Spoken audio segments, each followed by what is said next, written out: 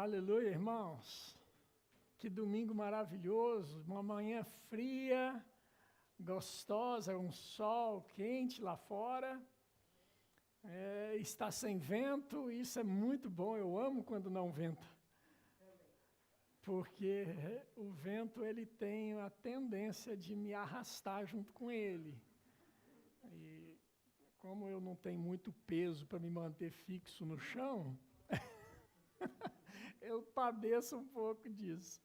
Mas glória a Deus, estou muito feliz de ver vocês aqui nessa manhã.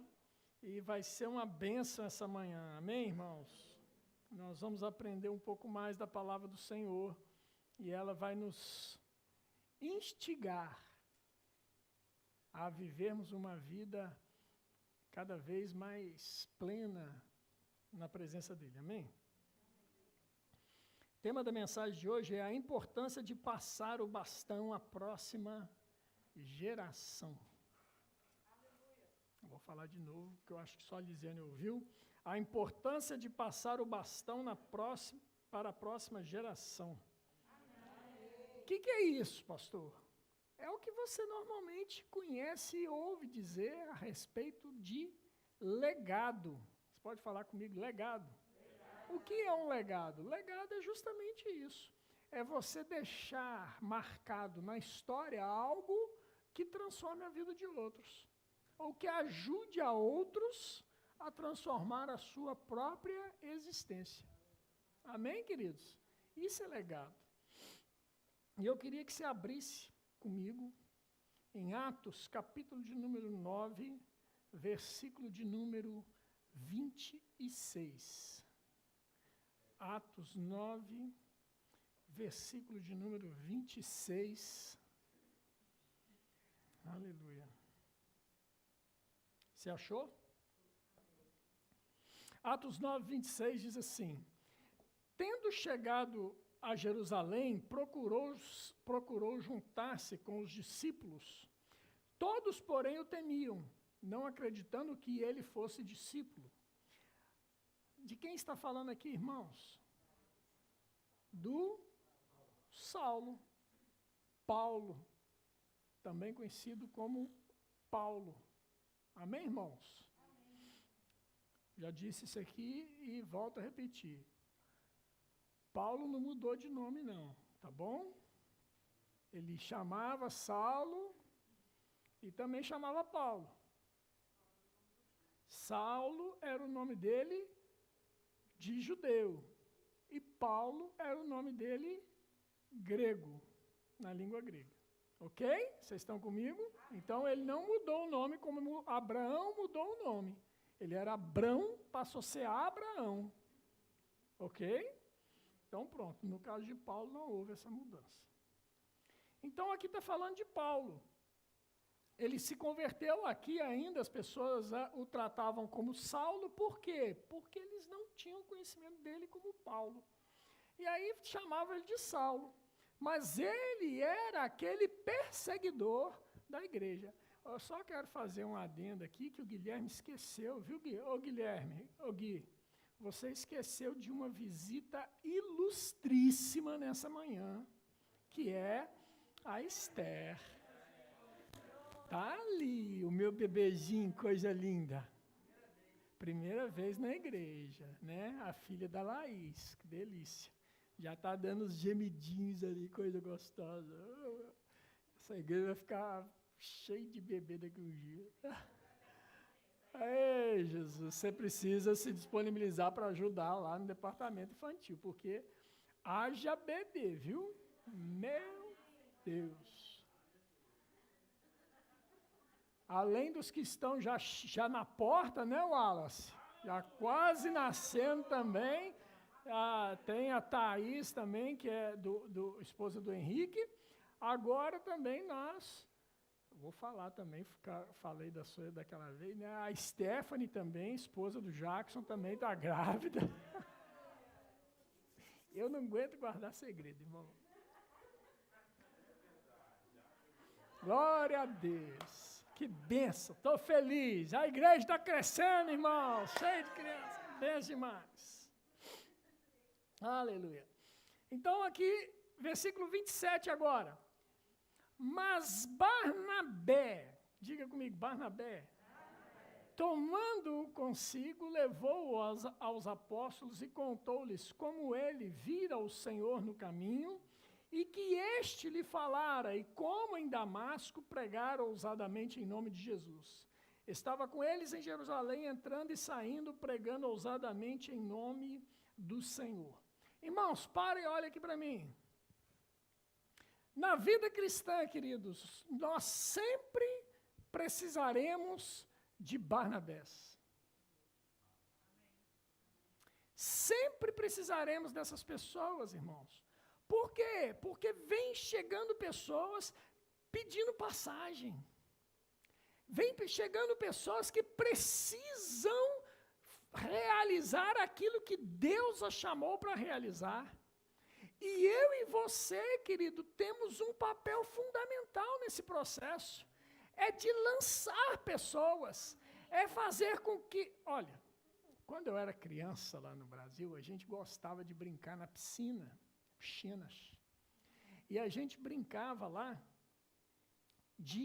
dentro da água, a gente subia assim nas costas um dos outros, e aí o que estava debaixo d'água, ele levantava de uma vez e lançava a pessoa que estava em cima, longe, a gente pulava e a gente ficava ali tempos e tempos a brincar desta forma. Plataforma de lançamento. Eu e você, irmãos, devemos ser assim.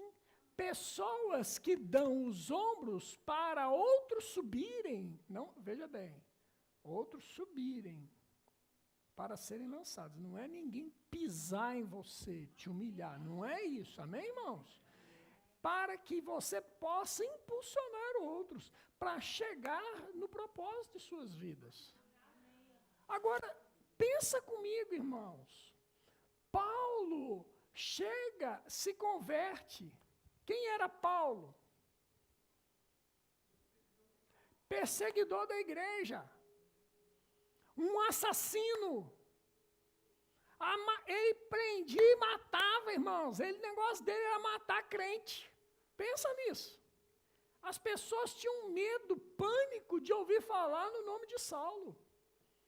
Quando falava Saulo está na cidade, era igual o rato fugindo por entre os bueiros. Eles, por quê? Pânico de alguém que era perseguidor da igreja. Vocês estão comigo? Então, Saulo era assim. Agora, Saulo se converte. E aí? Como é que esse povo agora vai acreditar nele? Tira Barnabé da história, irmãos. Pega Barnabé e esquece que Barnabé foi uma pessoa que impulsionou a vida ministerial de Paulo. Pensa nisso. Como é que ia ser? Irmãos, ia ser muito mais difícil o processo na vida de Paulo. Talvez nós hoje não tivéssemos as cartas paulinas doutrinárias da igreja que nós temos. Percebe, irmão, a importância da influência de Barnabé na vida de Paulo?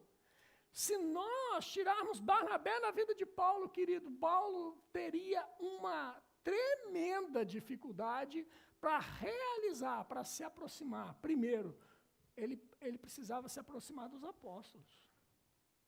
Por que ele precisava se aproximar dos apóstolos? Alguém sabe? Porque não existe crente que não se submeta a uma autoridade superior. Precisa. Você precisa ter uma liderança acima de você. Outro ponto que ele precisava se aproximar dos apóstolos. Ele precisava para poder aprender coisas com eles. Precisava. Claro, o Senhor Jesus discipulou Paulo, eu sei disso, queridos. Mas tem coisas que os próprios apóstolos precisavam passar para Paulo. E passaram, inclusive unção. Inclusive envio. Paulo precisou ser enviado. E ele não se enviou. Ninguém se envia, irmão. Eu não me envio. Eu vou para Portugal pregar a palavra lá em Portugal. Eu vou e eu me envio. Eu estou me enviando. Não existe isso não, irmãos. Você tem que primeiro se submeter a uma liderança, a uma igreja, porque se você não serve na sua igreja local, esquece, meu irmão, você não vai servir em outra nação, em lugar nenhum do mundo. É necessário que nós nos submetamos à liderança e servamos na igreja local. E assim, quando for o momento, você será enviado, como Paulo foi. Agora, tira Barnabé da vida de Paulo. Como é que ele ia se aproximar dos apóstolos? Percebe a gravidade da coisa, irmãos? Como que isso seria difícil? Imagina bem, você chega aqui na igreja, não conhece ninguém. E as pessoas começam assim, aqui não, em outra igreja, mas aqui não, amém, irmão? Mas a pessoa começa a olhar meio atravessado para o Guilherme lá, aquele lá, o Guilherme começa a olhar meio atravessado para você, né, o diácono lá, ele olha assim para você e começa a desconfiar de você, fala assim, isso não é irmã, não. Isso é obra contrária. Cheiro de longe, lá no Rio de Janeiro, eu cheirava de longe esse tipo de comportamento. Não, aí vem o Wallace, e pega a Lisiane e fala assim, não, Gui, é gente nossa, é de Deus essa mulher. Percebe, irmãos, a importância de alguém pegar e introduzir, para que a pessoa se ambiente, para que a pessoa seja acolhida, para que a pessoa se sinta bem no meio da sua igreja, do corpo que ela vai fazer parte. Foi assim com Paulo. E aí pronto, e aí eles saíram, Paulo e Barnabé saíram para fazer a viagem missionária e começaram a pregar. Amém, irmãos? Olha a importância disso. E eu quero falar justamente sobre esse tema nessa manhã, a questão de legado. Abre lá em 1 Reis comigo, capítulo 13. Quero meditar um pouco nessa passagem.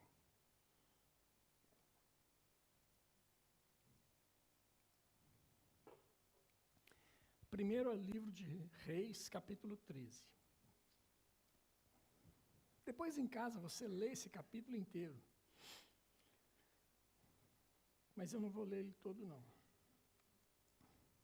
Só vou te contextualizar primeiro. O reino foi dividido. Ok? O reino foi dividido. Jeroboão se tornou rei do reino do norte. Agora Jeroboão, ele pensa o seguinte, olha a cabeça da pessoa. Pensa comigo. Ele é o rei do reino do norte. Jerusalém fica onde? No reino do sul. Você pode falar comigo? No reino do sul. Onde o judeu sacrificava e adorava? Em Jerusalém. Ok? O que acontecia? O povo do reino do norte iria descer para o reino do sul, para Jerusalém, para o quê? Para sacrificar e adorar. O que Jeroboão pensou? Eles vão para lá e vão me abandonar. Vão ser seduzidos por Roboão, que é o rei do reino do sul. O que eu vou fazer? O negócio é o seguinte, esses 2 bezerros de ouro aqui foi quem tirou vocês do Egito. Está aqui agora, ninguém precisa mais descer lá em Jerusalém, tá bem? Pode adorar aqui mesmo.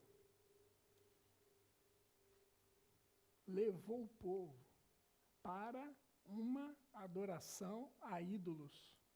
Falsa adoração. Percebe? Irmão, deixa eu te dizer uma coisa aqui. Trazendo aqui para nós, falando bem baixinho aqui para a gente. Ovelha não é minha. É do Senhor Jesus Cristo. Elas vêm e elas vão para onde o Espírito quiser conduzi-las. Qualquer coisa que passar disso é manipulação demoníaca. Percebe, irmãos?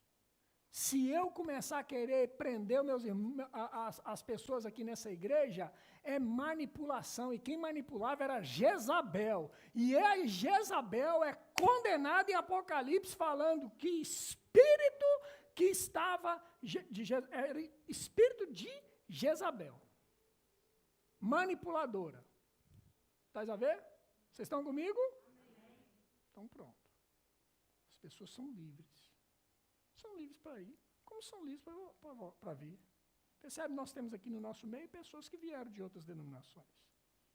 Como nós temos diversas pessoas que saíram daqui e foram para outras denominações. Ninguém está preso, irmãos. Amém? Amém? Glória a Deus. O que você precisa, irmãos, é entender que você tem um chamado. Agora, Deus tem para você um chamado para cumprir aonde? Quem vai dizer isso é o Espírito Santo de Deus que habita dentro de você. Não sou eu. Amém, irmãos? Amém. Misericórdia. A gente de vez em quando comenta isso lá em casa. Imagina bem a gente pegando e dando uma palavra para a pessoa. Deus me disse que era para você vir para Ribeirão Porto. Oh. Sabe o que acontece? A responsabilidade de dar certo àquela pessoa passa a ser minha. Por quê? Porque eu disse. Nós vamos ver coisa mais para frente aqui a respeito disso. Olha a seriedade disso. Então Jeroboão pegou e fez isso. E o que aconteceu? Sabe o que aconteceu? Versículo 1 de 1 Reis. Eis que por ordem do Senhor veio de Judá. Judá, onde que era? Reino do Sul. Judá, Reino do Sul. Israel, Reino do Norte. Jeroboão era o rei do Norte, irmãos. Vocês estão com medo de falar? Judá era o reino do Sul. Amém? Israel era o reino do Norte. 10 tribos ficaram lá com Israel e 2 tribos ficaram com Judá. Amém? Pronto. Sai um profeta de Judá para ir lá no reino do norte, falar com o rei. Eis que por ordem do Senhor veio de Judá a Betel um homem de Deus, e Jeroboão estava junto ao altar para queimar incenso. Deixa eu dizer uma coisa. Quem é que é responsável por queimar incenso? Sacerdote é da tribo de? Fala comigo, Levi. Amém, irmãos. Nós vamos aprender hoje aqui, hein? É da tribo de Levi. Jeroboão não tinha nada a ver com isso. Ele não podia fazer o que estava fazendo. E aí resolveu fazer o que não foi chamado para fazer. E aí chega lá, nesse contexto, é que chega esse profeta novo, vindo do sul, vindo de Judá, para poder entregar uma palavra para ele. E ele entrega a palavra. Ele entrega a palavra. E Jeroboão sabe o que faz com aquele que entregou a palavra? Mata ele. Ó, você vê? Mandou matar o profeta. Na hora que estendeu a mão dele se tornou, a Bíblia fala ressequida. Atrofiou. E aí ele pediu perdão, falou, ora a Deus para que minha mão seja restabelecida. E o profeta orou e a mão foi restabelecida. Vocês estão comigo? Pronto. Esse é o contexto. Deus deu uma palavra para Jeroboão. Mas Deus deu uma palavra para o profeta. Olha, você vai, não come e não bebe nada lá. E quando voltar, volta por outro caminho. Está escrito. Agora você vai lá para o versículo 11, por favor, do mesmo capítulo.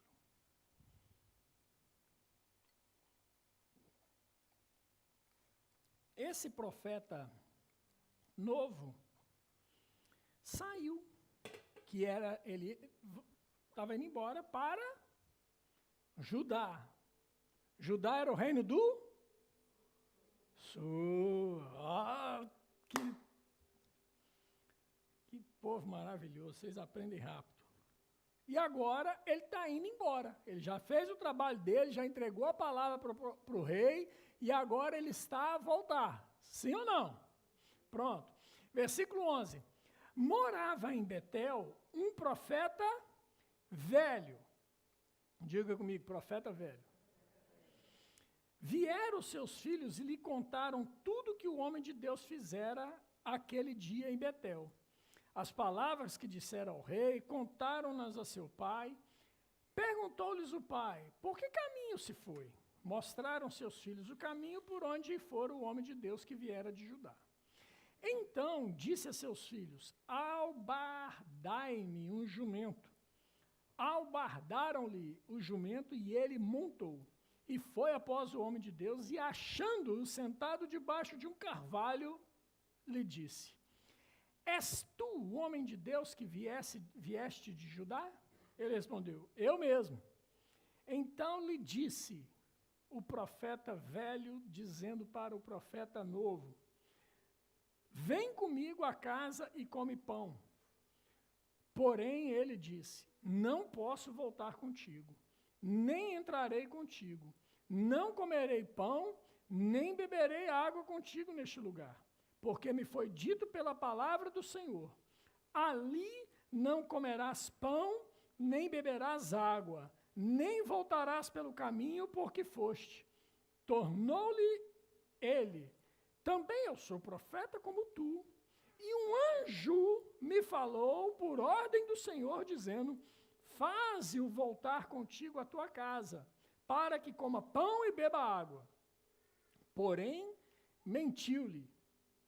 Então, esse porém mentiu-lhe aqui, irmãos, está entre parênteses. O que significa isso? Esse texto, essa palavra, não se encontra no original.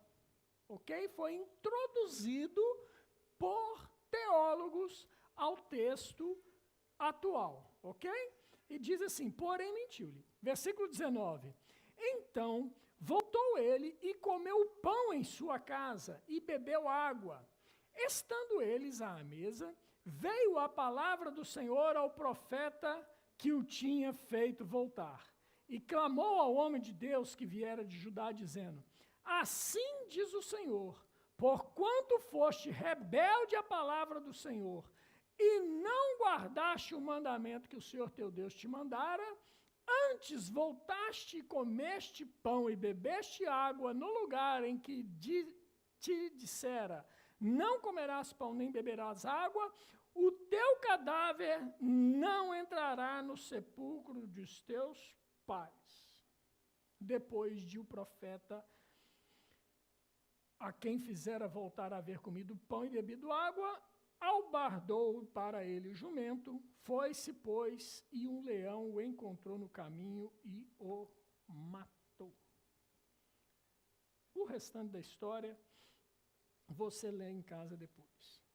Mas eu quero aqui que a gente analise alguns pontos importantes nesse texto que a gente acabou de ler, irmãos. Vocês estão comigo?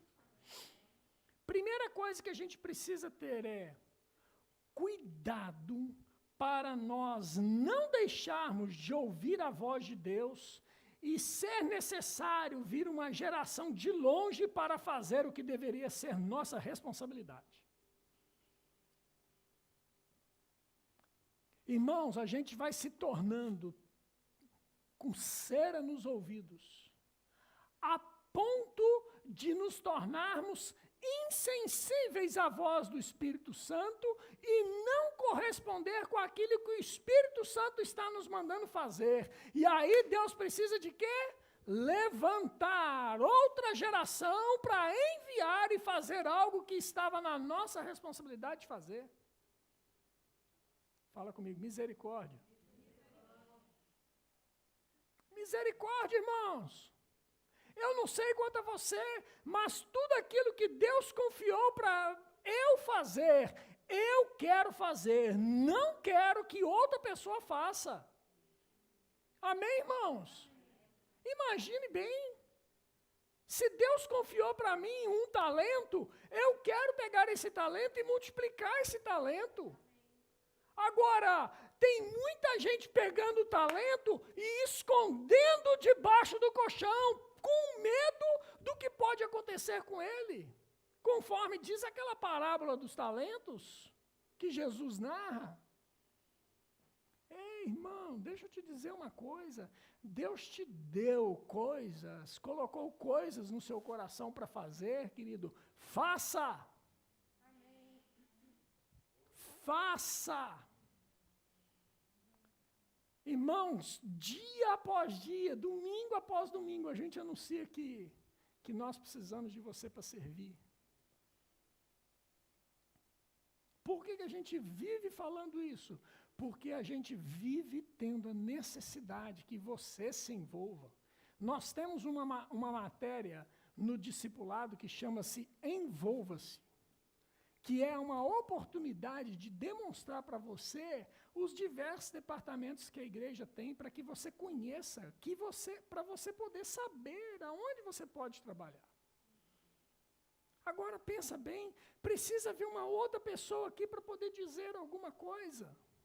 Irmãos, está chegando o tempo, irmãos, de nós assumirmos a responsabilidade que cabe a cada um de nós para fazermos aquilo que Deus nos chamou para fazer. Amém, irmãos? E quando vier um profeta de fora, nós vamos celebrar com ele. Amém, irmãos? Mas não por negligência nossa. Não por irresponsabilidade nossa. Mas vamos celebrar com ele. Porque Deus é bom o tempo todo. Amém, irmãos? Olha só. O exemplo de celebrar com ele a vida de Deus. Vem cá, Jair, por favor. Dá o microfone aqui.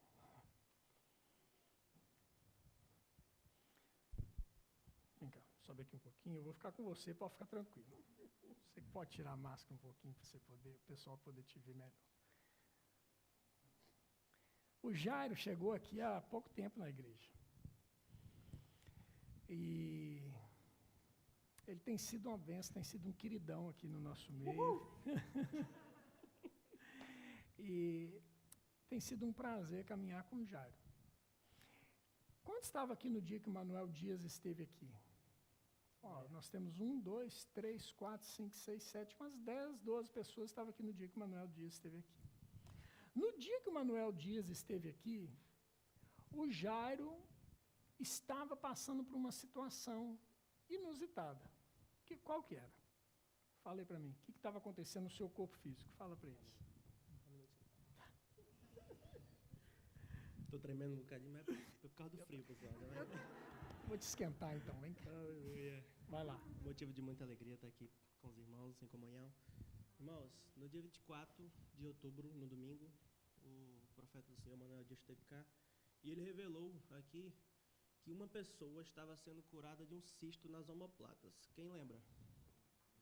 Você é testemunha do meu testemunho, que é de muita fé e cura. Aleluia. Amém. Amém. Irmão, dia 22, na sexta-feira, eu cheguei do trabalho, fui tomar meu banho, e meu banho quente, e após isso eu fui hidratar meu corpo. E ao tocar nas minhas costas, eu notei uma pequena ondulação, um pequeno cisto nas omoplatas. E eu não contei para os meus pais, não contei para o pastor, apenas orei, não me preocupei, mas também não me desesperei. Entreguei, olha, se não passar, amém. Vamos procurar o médico. Mas entreguei nas mãos do Senhor. No dia seguinte, estava igual. Hidratei novamente, passei um anti-inflamatório e nada resolveu. E como ninguém sabia, faço uma pergunta retórica para a igreja. Como é que o profeta de Deus sabia? E ele revelou aquilo e após isso, passando um tempo, ele entregou o microfone para outro pastor. E depois disso ele foi até as minhas costas, naquela cadeirinha ali, onde eu já arrendei o meu lugar até o final do ano. Não me conhecendo, ele tocou nas minhas costas, onde estava o cisto, onde eu sentia dor. Orou por mim, deu uma risada de Espírito Santo e saiu. E naquele momento eu recebi a minha cura. Eu creio. Posso continuar um pouquinho? Pode. Irmãos, mas o Espírito Santo de Deus, ele não faz obra a 50%, nem a 75%, tá bem? E para me chegar até aqui, eu tive 2 dias sem tocar as minhas costas, sem hidratar, porque, olha, já recebi minha bênção, não vou tocar. Falei pro meu pai na segunda-feira, ele disse, mas você tem que fazer o teste, você tem que tocar para confirmar. Eu disse, não vou tocar. E fiquei até a quarta-feira sem tocar nas minhas costas, mas crendo que já tinha recebido a minha cura. Na quarta-feira eu decidi, olha, vou falar. Mas como é que eu vou falar se eu não tenho nenhuma certeza? E fui embora do culto sem falar para o ministro do dia. E ao chegar no metro, eu recebi um comichão enorme nas minhas costas que eu tive impaciência e involuntariamente toquei nas minhas costas. Naquele momento eu me assustei e disse, eu não podia ter tocado nas minhas costas. E logo após eu dei um sorriso de orelha a orelha e fui para casa falando em línguas dentro do metro. Ei, aleluia! Feliz da vida. Cheguei em casa, liguei para meus pais, fizemos oração, meu pai ficou alegre, entusiasmado. E no domingo eu falei para o pastor que muitos só irão crer quando verem sinais e maravilhas. Então é para isso que eu estou aqui hoje, Amém. para pregar. Glória a Deus. Obrigado, Jairo. Deus é bom, amém, irmão? Pode sentar lá, querido. Irmãos, por que eu estou dizendo isso? Porque quando vem uma pessoa de fora aqui, é para nós celebrarmos. Amém, querido? E celebrarmos coisas desse tipo. Coisas que estão acontecendo no nosso meio. Normalmente, com um profeta velho ou com um profeta novo, está acontecendo no nosso meio. Se você não sabe, toda quarta-feira a gente está tendo um culto aqui poderoso no Senhor e coisas grandiosas têm acontecido aqui no nosso meio. Pessoas têm saído daqui curadas, irmãos, pessoas têm saído daqui libertas. Isso tem se tornado comum no nosso meio. E vai se tornar cada vez mais. Amém, irmãos? Porque essa é a vontade do Senhor para as nossas vidas. Amém, irmãos? Aleluia! Ninguém vai fazer aquilo que eu preciso fazer. Eu vou fazer aquilo que Deus me comissionou para fazer. Amém, irmãos? Segunda coisa importante que eu vejo nesse texto é cuidado para não falarmos algo quando Deus não nos mandou falar nada. Irmão, se Deus não te mandou falar nada, fica calado. Por favor. Coisa séria, irmãos. Se Deus te mandou falar, eu vou dar uma dica para você. Olha só, que coisa importante, olha só. Primeira coisa é você ter humildade. Amém, irmãos? Como é que eu posso ter humildade no processo de receber e falar algo para a pessoa? Da seguinte maneira. O Senhor te traz uma palavra para falar com alguém. Você pega e faz a seguinte pergunta. É para dizer agora ou isso pode esperar ao fim do culto? Amém? Segunda coisa que você precisa fazer. É para dizer agora Então eu vou perguntar para quem está na frente do culto se eu posso falar. Ok?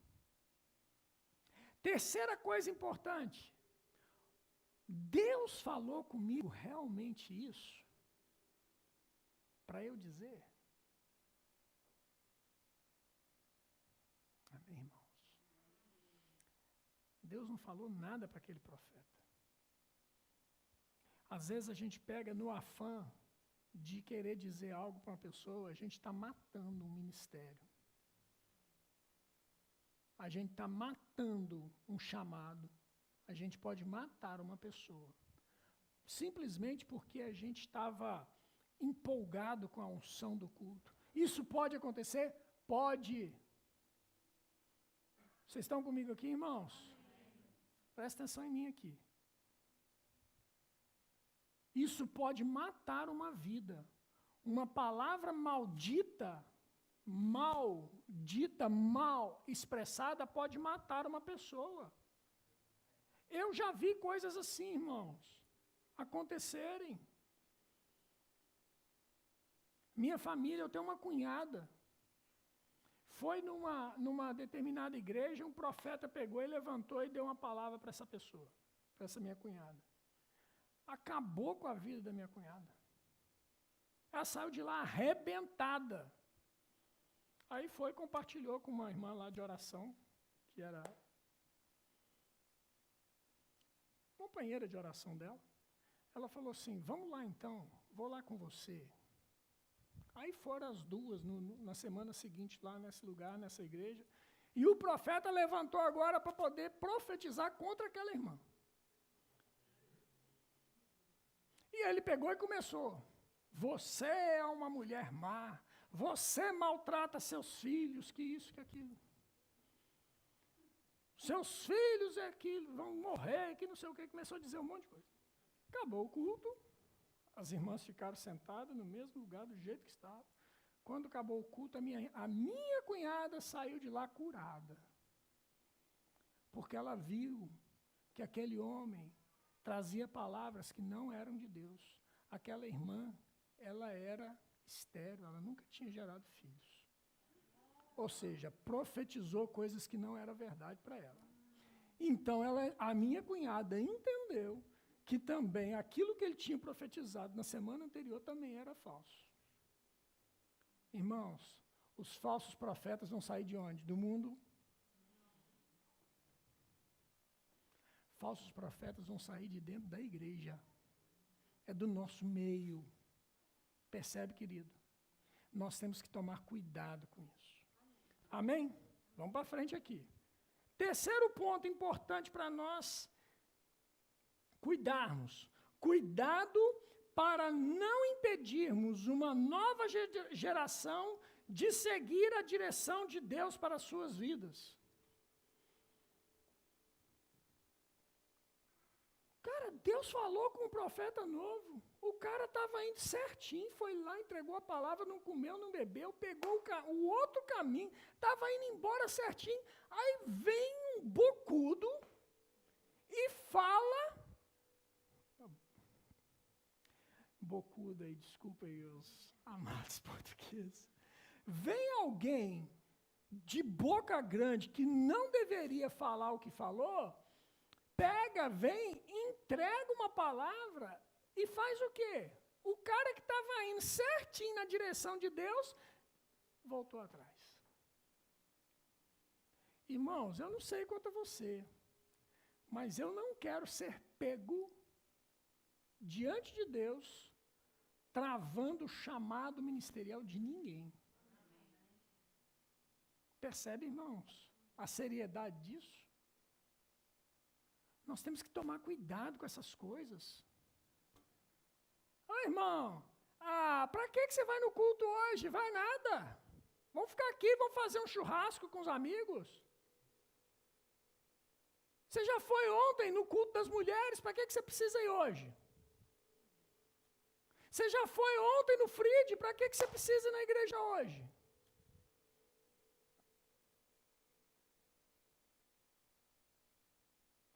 Irmão, deixa eu te falar uma coisa. Departamento não substitui igreja.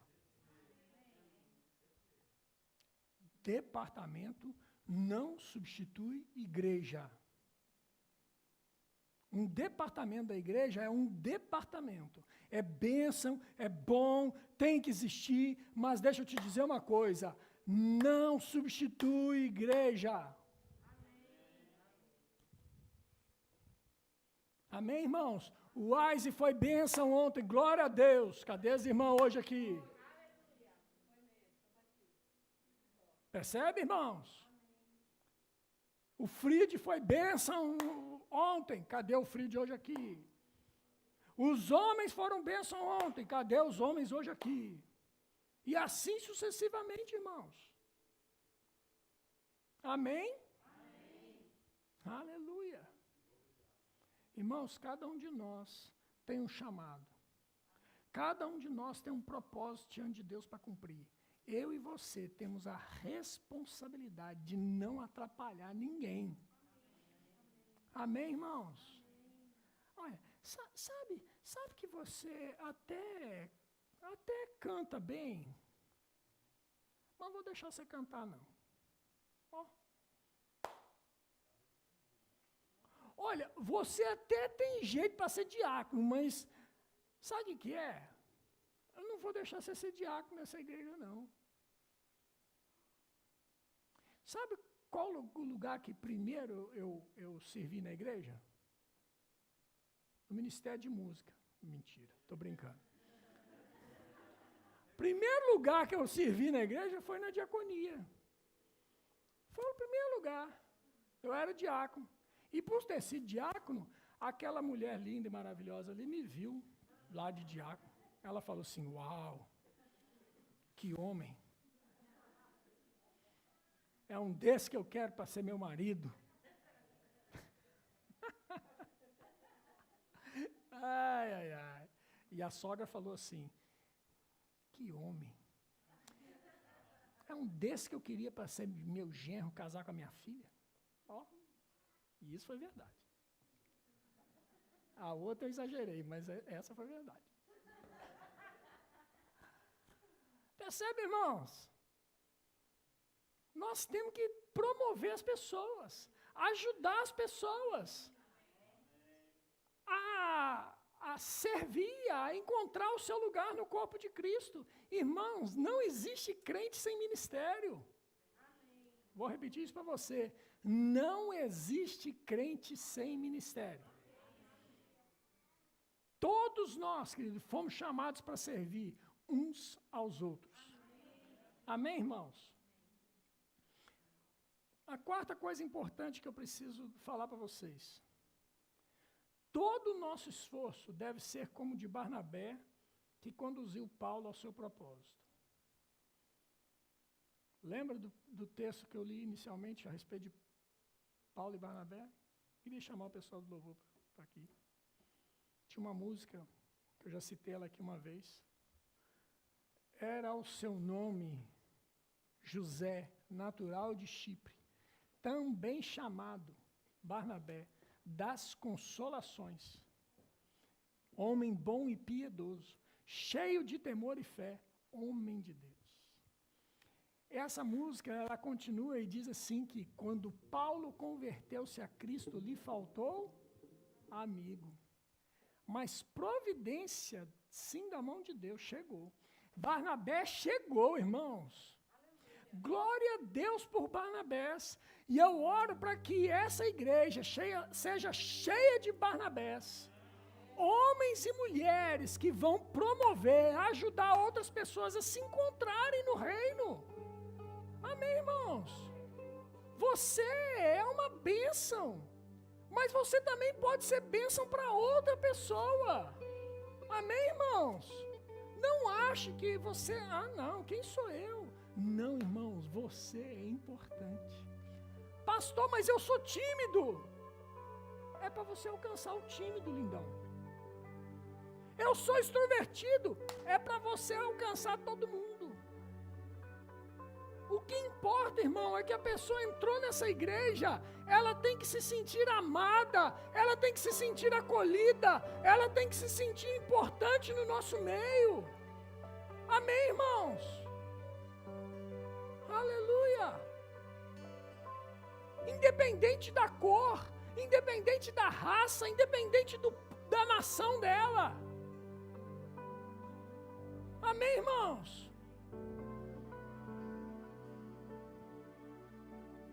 Somos seres humanos. E todo ser humano precisa de Jesus.